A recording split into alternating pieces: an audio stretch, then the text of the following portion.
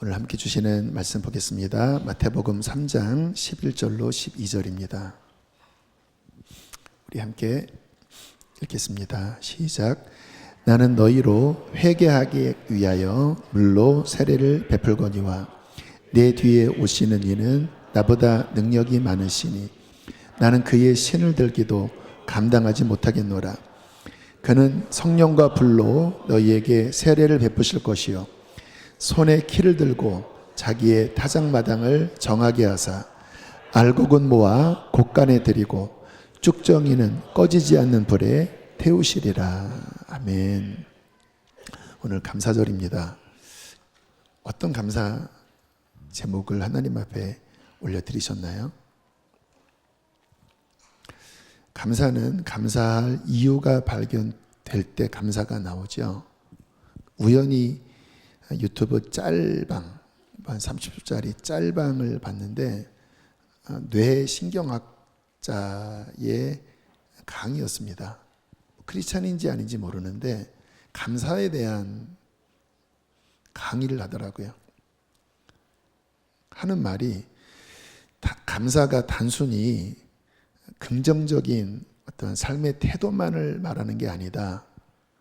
이 뇌신경적으로 호르몬의 변화, 건강, 모든 면에 굉장히 강력한 효과가 있다. 이렇게 이야기를 하는 강의 듣고 깜짝 놀랐습니다. 이 감사가 진짜 놀라운 비밀이 담겨져 있는 창조 섭리구나.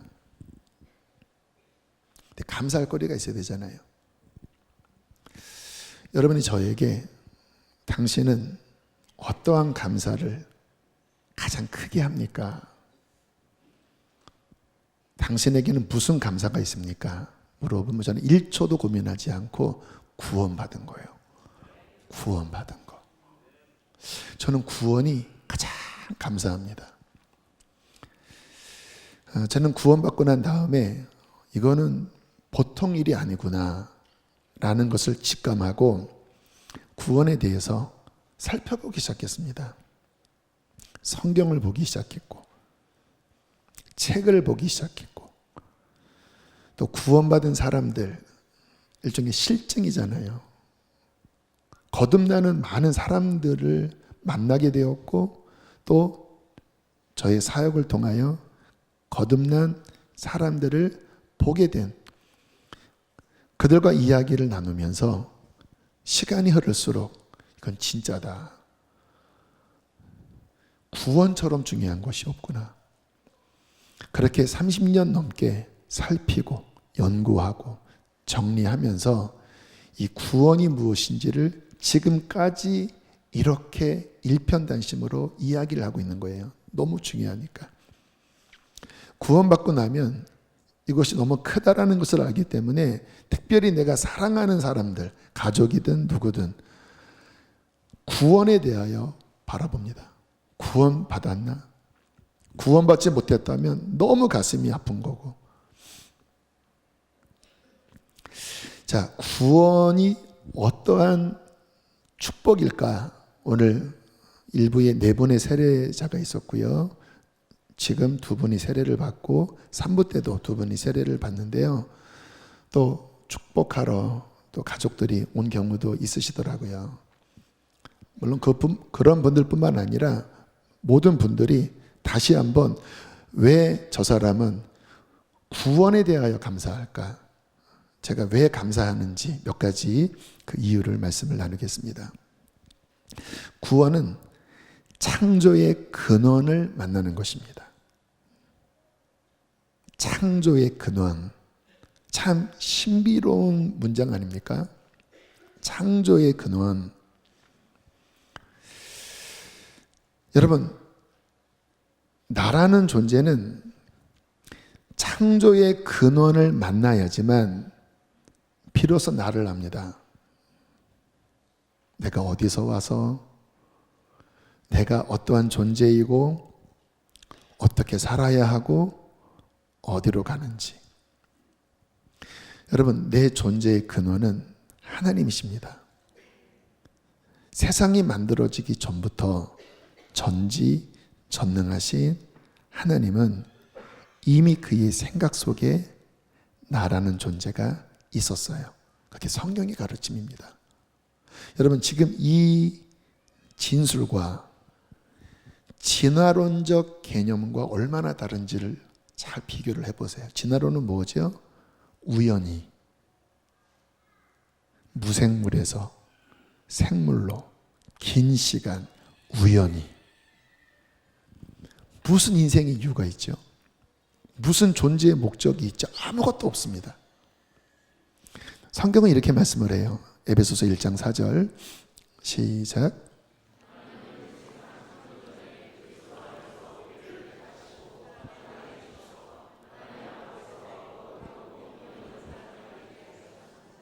여러분, 이거 정말 기가 막힐 말씀이 아닙니까? 말씀 좀 더 보여주세요. 하나님이라는 분이 세상 창조 전에 이미 우리를 택하시고 아시고 사랑해 주셔서 여러분, 나라는 존재가 세상이 만들어지기 전부터 전지전능하신 하나님의 계획 속에 이미 있었다라고 하는 것을 말씀하고 있는 거예요. 그리고 그분은 사랑 안에서 그냥 힘만 빡센 그러한 전능의 신이 아니라 사랑하시는, 아들까지 내어주시면서 우리를 사랑하시는, 신비롭죠. 삶의 목적이 무엇이에요? 하나님 앞에 거룩하고 흠이 없는 사람이 되게 하시려고. 삶의 목적, 성공이 아니라 하나님 앞에서 하나님 닮는 거룩한 흠이 없는 사람이 되도록. 근데 우리가 실패했잖아요. 다시 말씀 보여주시면, 그래서 창세 전부터 이미 그리스도를 예정하셨다라는 거예요. 실패하면 하나님의 아들의 희생 속에 그것을 덮으시고 다시 일으키시고 그 사랑을 깨닫는 자로, 하나님의 거룩을 향하여 나가는 자로 우리를 택하시고 부르셨다라는 거예요. 신비롭죠. 창조의 근원, 하나님, 사랑. 우리는 어디로 갈까요? 하나님께로 가는 것입니다. 만물이 하나님께로부터 나와 하나님으로 말미암고 하나님께로 가느니라. 하나님을 향하여 가는. 이제 자막 내려주셔도 돼요. 센스 있게 이렇게.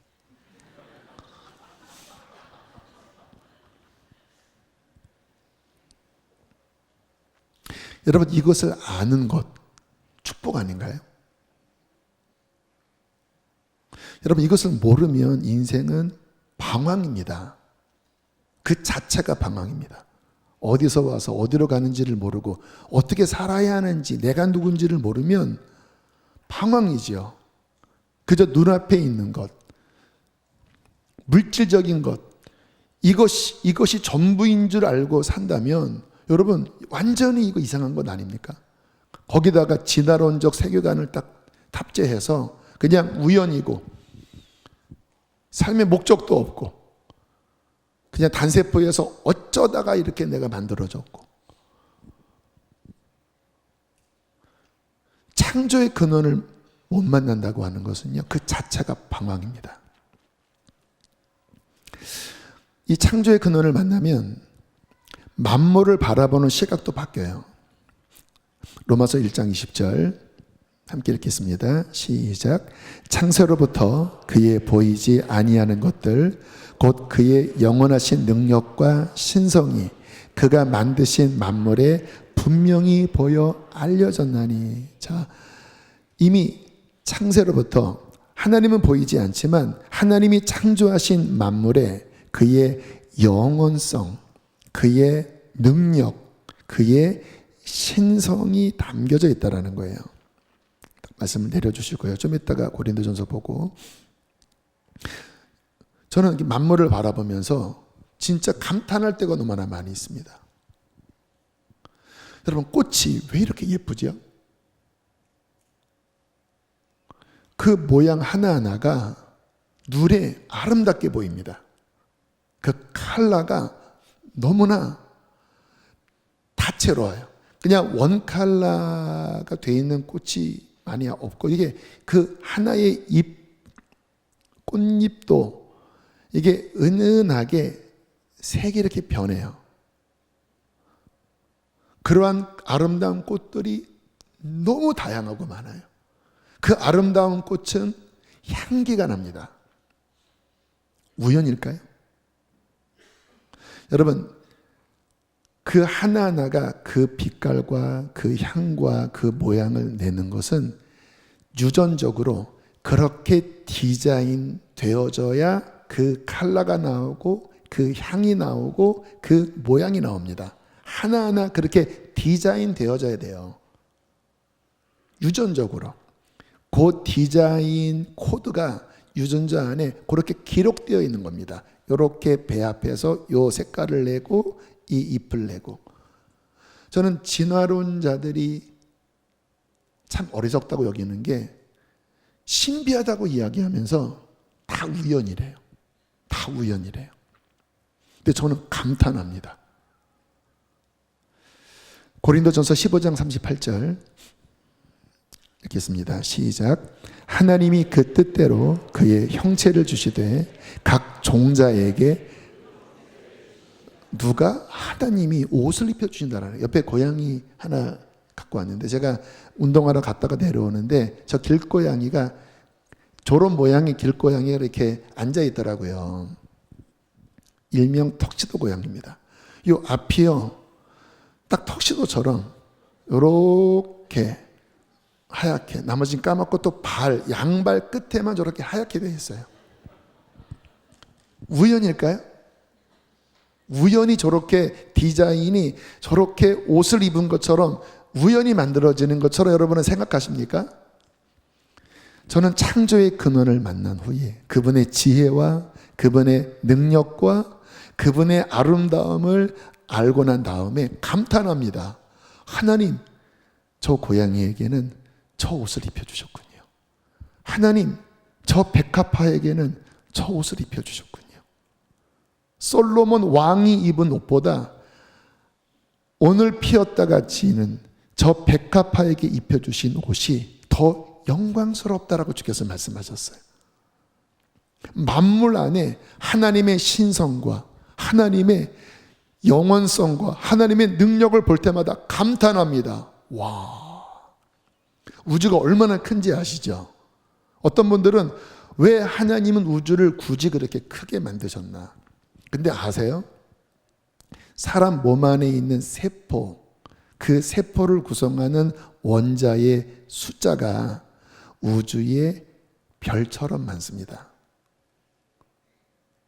저 우주의 운행이 물리학적 원리에 의하여 팍 펼쳐져 있는 것과 똑같이 그 수만큼의 인간의 세포와 원자는 그와 같은 물리학적 원리에 의하여 지탱되어져 있습니다.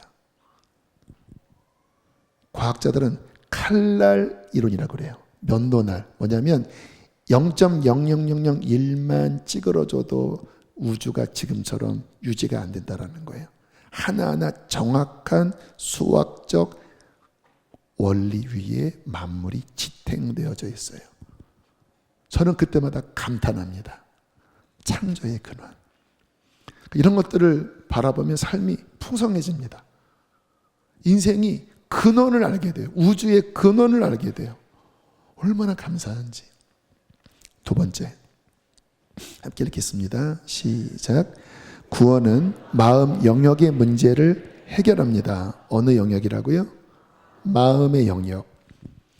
여러분, 사람에게 제일 어려운 곳은 마음입니다. 아세요? 재정 영역이 가장 어려운 것이 아닙니다. 마음이 제일 어려워요. 그래서 많은 것을 가지고도 여기가 복닥거려서 뛰어내리는 거예요. 아이러니한 것은 마음이 내 마음대로 안 돼요. 여러분 마음이 여러분 마음대로 안 돼요. 사람의 가장 근원적 문제는 마음의 문제입니다. 행복해지고 싶어서 결혼했는데 행복하지 않은, 내 배에서 난 자식인데 내 마음대로 안 되고 속을 썩여요. 서로 힘들어요. 원인이 뭐죠? 마음이에요, 마음. 사람의 마음은 병들어 있습니다. 상해 있어요. 그 뿌리 안에는 죄가 있습니다. 자기 중심적인 죄가 있습니다. 세상에서 가장 아픈 곳은 마음이고요. 가장 부패한 곳도 마음입니다. 그래서 마음의 문제가 해결 안 되면 인생의 문제는 해결이 안 돼요. 돈을 벌어도 내가 원하는 곳에 가도 마음 문제가 해결이 안 되면 해결이 안 돼요. 더 이상한 것은 마음은 잘 안 채워집니다. 내가 원하는 것 가지면 그 순간은 만족스러운 것 같은데 금방 구멍이 뻥 뚫려져 버려요. 만족이 안 돼요. 밑바닥은 상해 있습니다. 중심에는 죄가, 자기 중심적인 죄가 나를 막 끌고 있어요. 그래서 가장 큰 어려움은 마음의 영역입니다. 가장 큰 고통은 실은 마음에 있는 고통이에요. 제가 하나님 만나고 감사했던 것은 하나님이 그 병들고 상하고 더러운 마음에 찾아오신 것이었습니다. 하나님은 눈에 보이지 않아요. 근데 하나님을 만났습니다. 어디에서? 마음에서. 제 마음에 오시더니 제 마음을 치유하기 시작하더라고요. 죄에 물들었던, 상해 있었던, 내 힘으로 어떻게 할 수 없었던 그 혼탁하고 혼돈스럽고 그 캄캄하고 병들었던 그 마음을 그분께서 그곳에 찾아오시더니 빛을 밝히시고 그 피로 씻어내기 시작하시고, 그리고 그분의 말씀과 성령의 기름으로 상했던 영역들을 하나하나 치료해 주시더라고요. 그러면서 제가 처음 느낀 것이 평안이었습니다. 비로소 평안이 뭔지를 알겠더라고요. 그전에는 뭐 살면서 왜 웃지를 않았겠습니까? 왜 뭐 재미있게 친구들과 놀지는 않았겠습니까? 근데 밑바닥에는 슬펐거든요. 밑바닥은 공허했거든요. 그런데 그 하나님이 제 마음에 찾아오셔서 저를 밝히시고 치료하셨을 때, 제 죄악을 씻어주셨을 때 밑바닥에서부터 그 전에 한 번도 맛볼 수 없었던 그 평안이 이 바닥에서부터 샘솟듯이 하늘에서 내려오듯이 평화로다 하늘 위에서 내려오네 그 사랑의 물결이 영원토록 내 영혼을 덮으소서. 평안하다.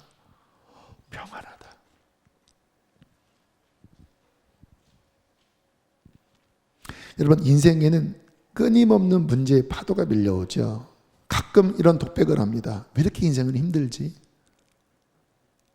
계속 파도가 밀려오듯이 계속 이 문제, 또 이 문제, 또 이 문제.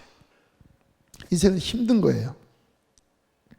어떠한 파도들은 힘들어도 어쨌든 감당할 만한 파도들이 대부분의 파도입니다.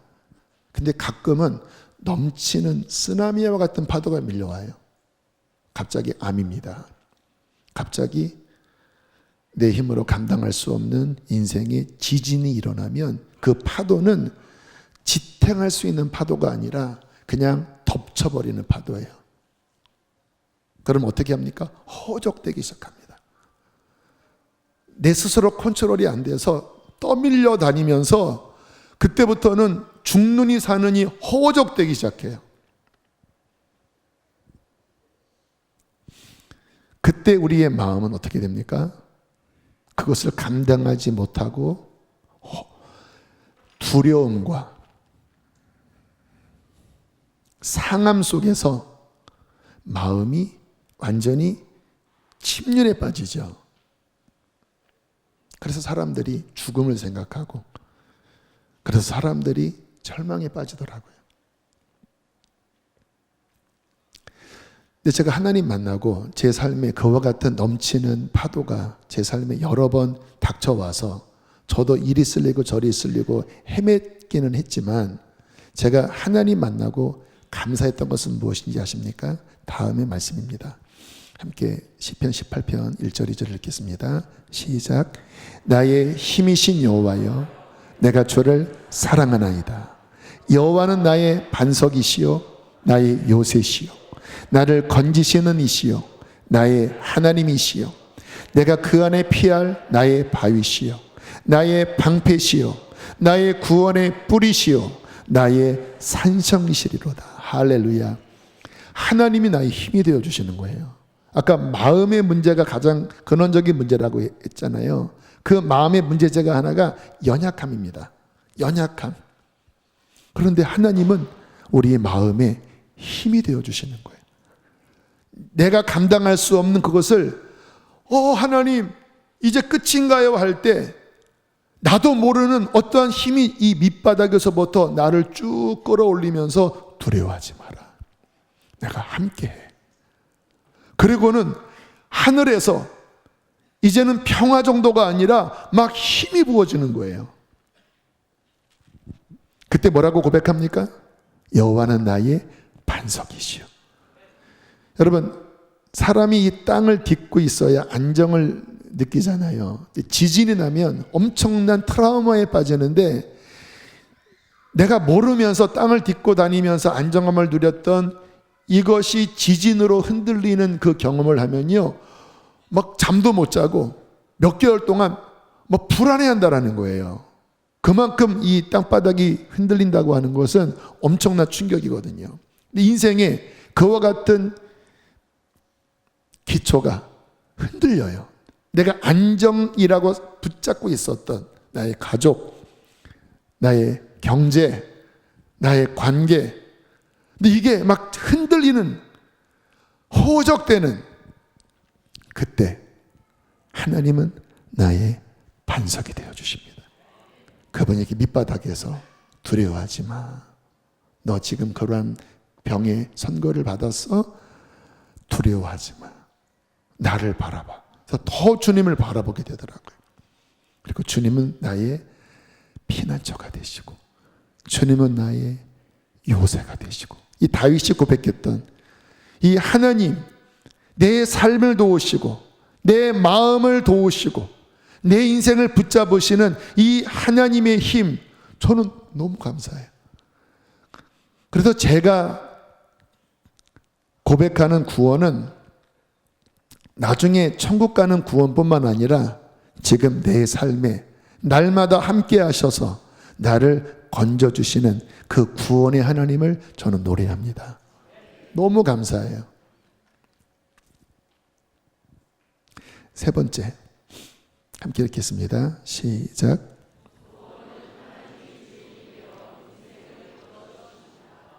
하나님이 누구시라고요? 주인이 돼요. 내 인생의 주인이 돼요. 여러분의 인생의 주인은 누구시죠? 예레미야 10장 23절 함께 읽겠습니다. 시작. 여호와여, 내가 알거니와 사람의 길이 자신에게 있지 아니하니 걸음을 지도함이 걷는 자에게 있지 아니하나이다. 여러분이 여러분의 인생 주인이 아닙니다.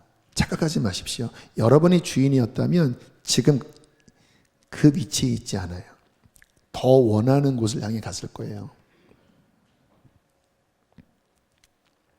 제가 하나님 만나고 깨달았습니다. 하나님이 나의 주인이시구나. 하나님이 나를 이끌어 가시는구나. 시편 23편 1절로 6절, 몇 절은 뺐는데요. 여호와는 나의 목자시니 내게 부족함이 없으리로다. 그가 나를 푸른 풀밭에 누이시며 쉴 만한 물가로 그가 인도하시는도다. 내가 사망의 음침한 골짜기를 다닐지라도 해를 두려워하지 않을 것은 주께서 나와 함께 하심이라.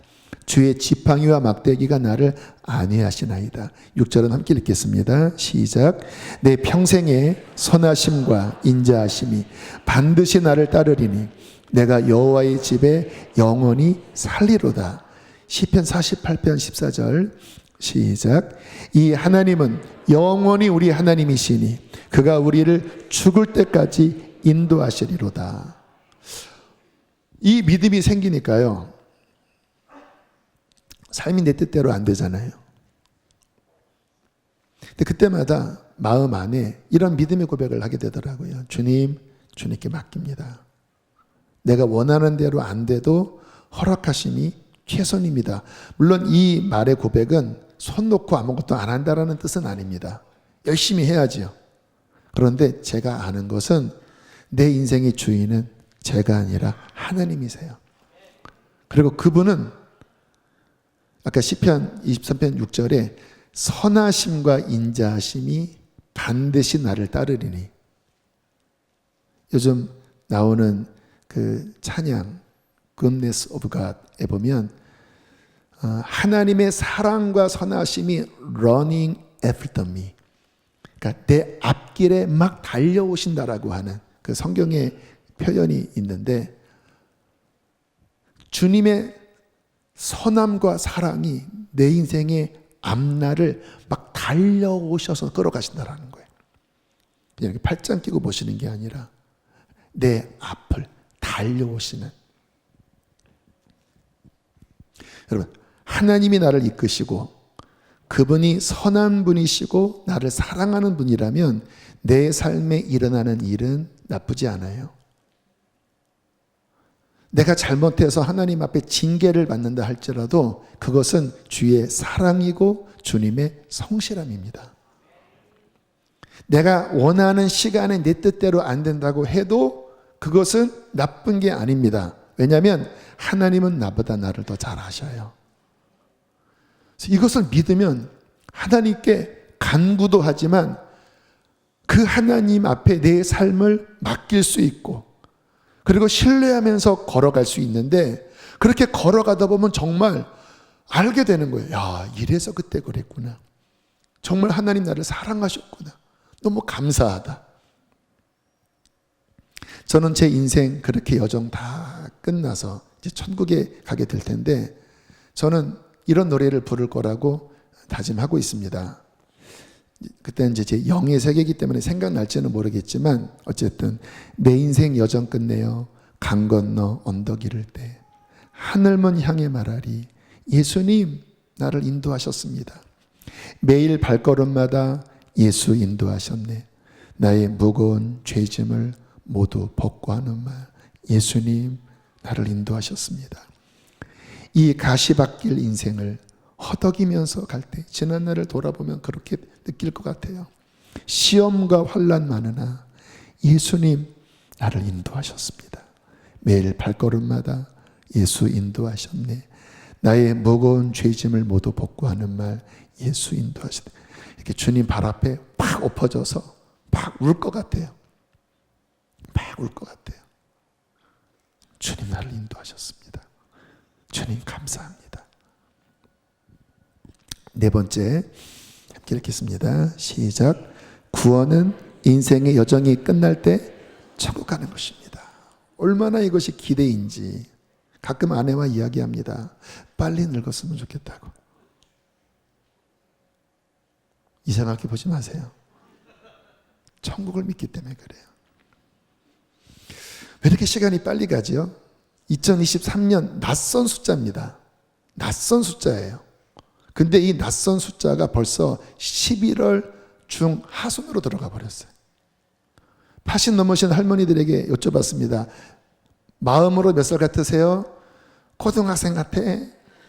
중학생 같아? 솔직하게 고백하더라고요. 마음은 그런데 머리가 하얗게 됐고, 마음은 그런데 피부가 쭈글쭈글 돼서 본인도 낯서시다라는 거예요. 이렇게 빨리 지나가는 인생, 무엇이 소망일까요? 내 인생 끝날 때 내 하늘 아버지의 집에 간다고 하는 것. 여러분, 이것보다 더 큰 소망이 어디 있습니까? 응애하고 태어나 무엇 때문에 내가 존재하는지도 모르게 정신없이 그냥 남들 끌려가는 대로 살다가 딱 죽었는데 만약 구원받지 못했다면, 여러분 저주입니다.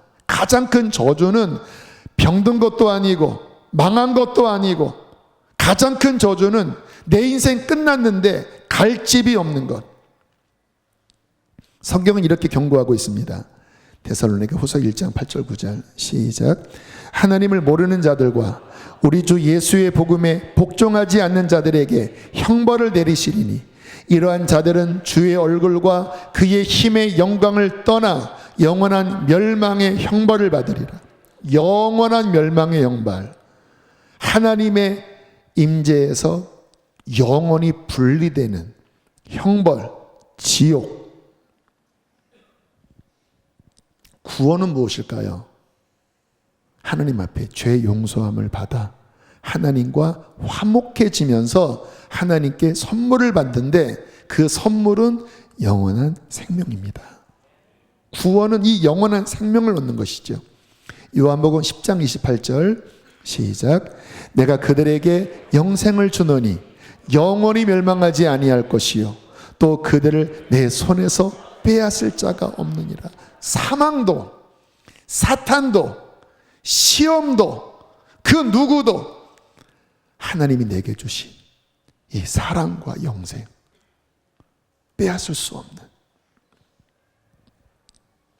요한복음 6장 47절 48절 시작. 진실로 진실로 너희에게 이르노니 믿는 자는 영생을 가졌나니 내가 곧 생명의 떡이니라. 진정한 떡, 진정한 양식, 세상 무엇과도 바꿀 수 없는 것이 이 구원입니다. 영원한 하나님의 집에 들어갈 수 있는 이 구원, 이거를 정말 받은 자는 뭐 해야 돼요? 감사해야 된다는 거예요. 주님이 우리를 왜 구원하셨나요? 이 은혜의 영광을 찬양하게 하려고, 감사하게 하려고. 구원을 받았는데 늘 세상 바라보면서 염려 속에 산다면 여러분, 이거는 진짜 어리석은 것입니다. 어마어마한 것을 가지고 있는데 전혀 거기에 관심이 없다면 어쩌면 갖지 않는 것일 수도 있겠죠. 이것을 가진 자는요, 저처럼 무엇 때문에 감사해요? 구원이지요. 당신 지금 병들었잖아요. 그래도 구원 받았는데요. 구원을 받았다면 기뻐하십시오. 그리고 좀 감사하십시오. 그러나 아직 구원받지 못했다고 여겨진다면 구원받기를 갈망하셔야 합니다. 당신이 건강하고 당신의 재산이 있고 당신의 삶에 큰 문제가 없을지라도 구원받지 못했다면 저주 가운데 있는 것입니다. 구원받지 못했다면 결코 안전하지 않아요. 구원받지 못했다면 결코 감사할 이유가 없습니다. 오늘은 추수감사절입니다. 제가 설교 제목 진짜 추수감사는 무엇일까라는 제목을 두었는데요. 성경적으로 추수는 구원과 밀접한 관련이 있는 절기입니다. 구약 성경을 보면 한 해 농사 다 마치고 이제 마지막 곡식을 다 모아서 이제 겨울을 지내기 위해서 창고에 저장하면서 수장절이라고 하는 절기를 지킵니다. 수장절. 이제 창고에다가 곡식을 저장한다 하는 의미이지요. 이게 추수감사와 연결되는 구약의 절기인데, 이게 구약의 절기인데요. 신약으로 넘어오면 이 절기가 마지막 예수 그리스도의 구원 사건으로 직결되어 가르치고 있어요. 그게 오늘 본문입니다. 오늘 본문은 이제 신약 첫 번째잖아요. 이제 세례 요한이 이제 예수님 오실 길을 예비하면서 이렇게 예수님의 사역에 대해서 이렇게 선포를 합니다. 12절, 3장 12절 시작. 손에 키를 들고 자기의 타작마당을 정하게 하사 알곡은 모아 곡간에 들이고 쭉정이는 꺼지지 않는 불에 태우시리라. 예수가 누구시냐? 마지막 곡식을 천국 창고에 들이는 분이다. 그의 손에는 뭐가 있다? 키가 있다. 키는 뭐를 하는 것이에요? 가르는 것입니다. 알곡과 겨, 알곡과 쭉정이. 알곡은 토실토실 무게가 있어서 키에 딱 내려오지만 죽정이나 겨는 바람이 불면 다 날아가요. 그래서 계속 키질을 하면서 알곡이 아는 것은 날아가 버려요. 알곡만 그 안에 추려서 담는데 예수님이 이 일을 하신다라는 거예요. 추수의 완성자. 그때 구원은 무엇입니까? 알곡이 되는 거예요. 구원을 받지 못하는 것은 뭐예요? 쭉정이에요. 또는 겨예요. 또는 골아버린 거예요.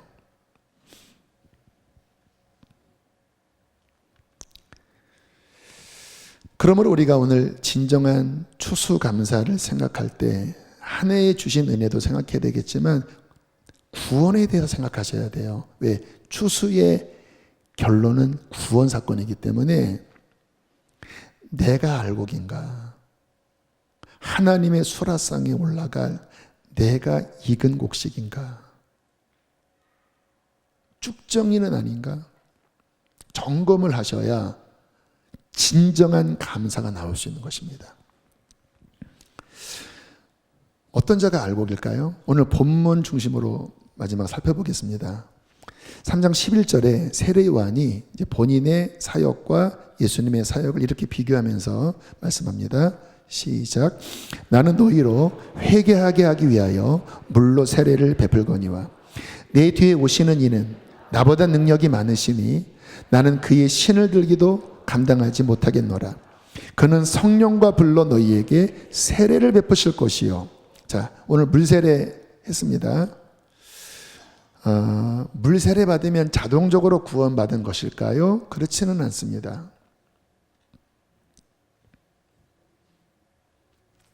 오늘 세례 요한은 구약의 마지막 주자거든요. 구약은 뭐냐면 어떤 겉에 나타난 육적인 의식으로 하나님을 섬기려고 하는 형태입니다. 그래서 음식을 뭐를 먹고 뭐를 먹지 말고, 그리고 뭔가 보이는 어떠한 양을 잡고 소를 잡고 의식을 행하는데, 문제는 뭐냐면 아까 근원은 마음이라고 그랬잖아요. 근데 거기까지 미치지를 못하는 거예요. 이 의식, 이게 종교적인 거거든요. 속까지 미치지 못하는 거예요. 근데 정말 하나님 말씀은 진리니까 하나님이 계시고 구원을 받기를 원하지만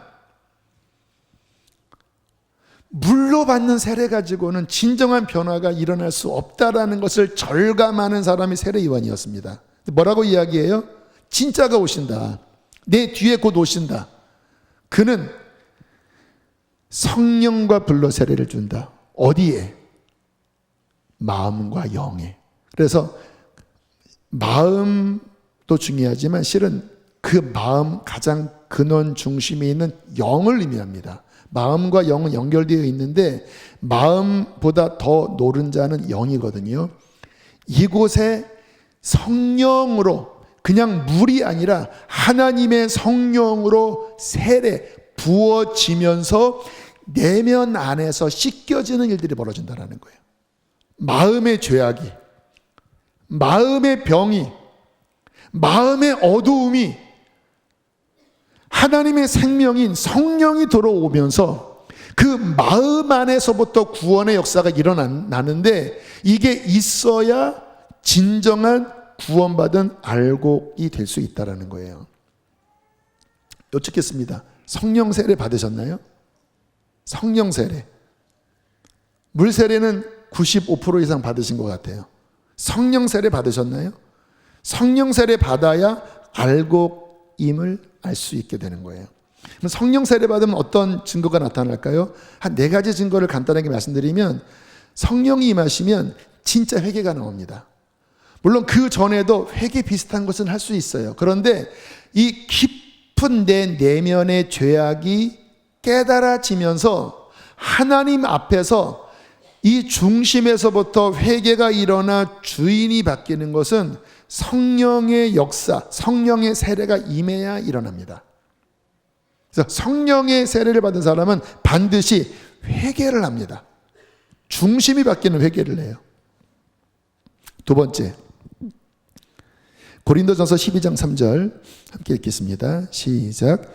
성령으로 아니하고는 누구든지 예수를 주시라 할 수 없느니라. 자, 여기서 나 주님이라고 하는데요. 근데 이 말씀의 원 의미는 뭐냐면 진짜 마음 안에서 예수님이 하나님의 아들이시고 정말 나 때문에 십자가 지시고 그리고 3일 만에 부활하셔서 지금도 살아계신 나의 구원자, 내 안에 계신 나의 구원자로서 주님.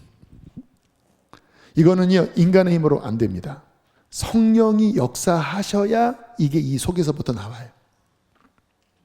세 번째, 그렇게 되면 이제 주님과 살아있는 관계를 맺게 돼요. 종교는 뭡니까? 하나님은 계시다 치고 그리고 뭔가 이렇게 율법적인 조항들을 만들어 놓고 하나님과의 교통 없이 내가 뭔가를 지키는 거예요. 힘이 있을까요? 생명력이 있을까요? 없습니다. 무거운 거예요. 종교는 무거운 겁니다. 그런데 구원받으면요, 그 하나님과 이게 진짜 살아있는 관계가 내 마음 안에서부터 열려요. 말씀이 들려요. 아세요? 근데 그 하나님의 말씀은 생명입니다. 그냥 사람의 말이 아니라 내 영을 기쁘게 하는 생명의 양식입니다. 기도하면요, 기도가 돼요. 그냥 허공을 치는 게 아니라 내가 소리내어 부르짖을 때에 하나님이 성산에서 내 소리를 들으시고 내가 여기 있노라, 두려워 말라, 내가 널 사랑하노라, 그 하나님의 살아있는 음성이 내 마음에 들려요. 그때 내 마음은 무엇을 느낍니까? 생명을 느끼는 거예요. 기쁨을 느낍니다. 여러분, 그것이 인생의 진짜 양식입니다. 아모스서에 뭐라고 경고합니까? 물이 없어 가람이 아니요 양식이 없어 주림이 아니라 여호와의 말씀을 듣지 못한 기갈이라. 그날에 사람들이 동에서 서로 헤매면서 양식을 구하지만 그들이 기진하여 쓰러진다. 뭐예요?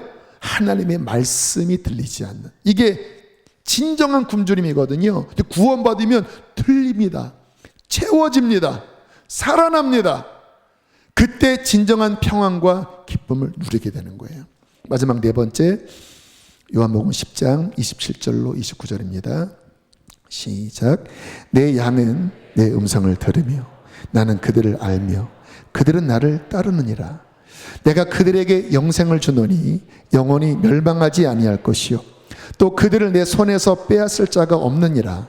그들을 주신 내 아버지는 만물보다 크심에 아무도 아버지의 손에서 빼앗을 수 없느니라. 와, 놀라운 말씀인데요. 조건이 27절입니다.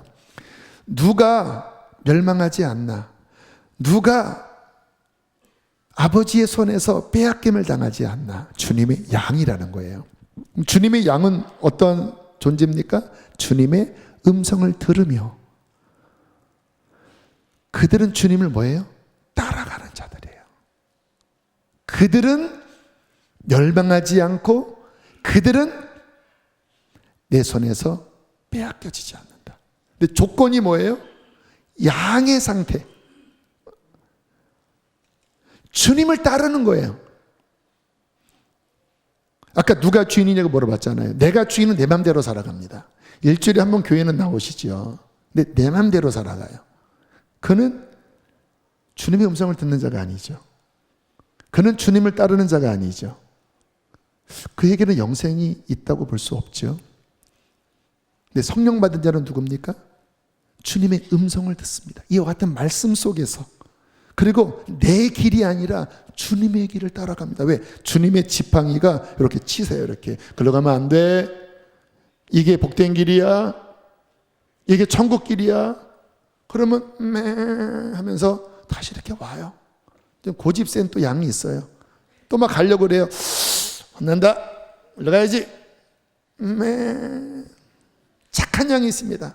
주님 품에 딱 안겨서 매 하면서 주님 막 기쁘게 매 아멘 이거 해라 매 그러면 주님의 더 깊은 양 속에 막 기뻐지면서 주님과 막 친밀히 가는 그 양은 영생을 얻고, 그 양은 아버지의 품 안에서 성령을 받은, 구원받은 주님의 양은 주님을 따릅니다. 그는 예수님을 그 깊은 마음으로 주라고 고백합니다. 그는 회개합니다. 그는 그 성령으로 그 삶의 주님과 교제합니다. 그 가운데 있다면 기뻐하십시오. 당신은 알곡으로 점점 익어가고 있습니다. 이게 없다면 주님 이 어인일입니까? 말씀을 들어보니까 내가 쭉정이가 아닙니까? 아니면 점점 골아가지 않습니까? 성령으로 시작됐다가 육신으로 끝나는 것은 아닙니까? 주여, 내게 다시 성령을 부어주시고 성령 충만하게 하여 주시고 주님과 깊이 동행할 수 있도록 나를 이끌어 주시옵소서. 그리하여 주님 오시는 그날 주님을 맞이하게 하여 주시옵소서. 알곡으로 천국 가게 하여 주시옵소서. 그러한 진짜 추수감사하는 우리 모두가 되기를 주의 이름으로 축복합니다. 함께 이 시간 찬양하실 때 우리 지난주 금요일날 아이들과 함께 기쁨으로 불렀던 내 안에 부어주소서.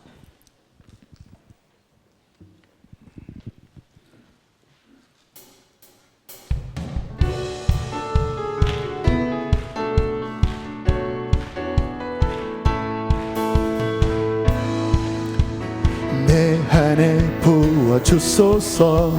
성령의 충만한 기름을 내 안에 충만케 하소서. 성령의 기름을 다시 한번 내 안에 부어주소서. 성령의 충만한 기름을 내 안에 충만케 하소서. 성령의 기름으로 내게 기름 가득할 때 주의 복음 전할 수 있네. 내게 기름 가득할 때 주의 사랑 베푸네. 그날에 우리 주님께서 밤중에 찾아오실 때에 기름 준비된 자만이 잔치자리 들어가네. 그날에 우리 주님께서 밤중에 찾아오실 때에 기름 준비된 자만이 잔치자리 들어가네. 한 번 더 고백하고 기도합니다. 내 안에 부어주소서. 내 안에 부어주소서. 그분께서는 성령과 불로 세례를 주십니다. 내 안에 충만케 하소서. 성령의 기름으로 내 안에 부어주소서. 성령의 충만한 기름을 내 안에 충만케 하소서. 성령의 내게 기름 가득할 때 내게 기름 가득할 때 주의 잠든 영혼들이 있다면 깨어나야 합니다. 내게 기름 가득할 때 주의 사랑 베푸네. 그날에 우리 주님께서 밤중에 찾아오실 때에 기름 준비된 자만이 알곡이 되어져가 해요. 그날에 우리 주님께서 밤중에 찾아오실 때에 여러분 천국에 들어갈 준비가 되셨나요? 우리 마지막 한 번 더 하고 기도합니다. 그날에 우리 주님께서 밤중에 찾아 신랑이로다 맞으러 나오라. 기름 준비된 자만이 잔치자리 들어가네. 그날에 우리 주님께서 밤중에 찾아오실 때에 기름 준비된 자만이 아멘. 이 시간 말씀 기억하면서 하나님 나를 다시 일으켜주시고 알곡으로 나가게 하여 주십시오. 성령의 세례를 충만하게 부어주시고 성령의 충만함을 부어주시옵소서. 우리 주여 크게 한번 부르시고 기도합니다. 주여 할렐루야. 살아계신 하나님 아버지 감사합니다. 아버지 감사합니다. 하늘의 문을 활짝 열어주시고 아버지 가운데 우리 주의 백성들을 하나님의 성령으로 살려주시옵소서. 알고게 될지어다. 알고게 될지어다. 알고게 될지어다. 알고게 될지어다. 알고게 될지어다. 알고게 될지어다. 오 하나님 아버지, 우리에게 성령을 부어주시옵소서. 우리에게 성령을 부어주시옵소서. 아버지 하나님, 성령의 불세를 해주시옵소서. 우리의 잠든 영혼이 깨어나게 하시고 우리 죽은 영혼들이 살아나게 하여 주시옵소서.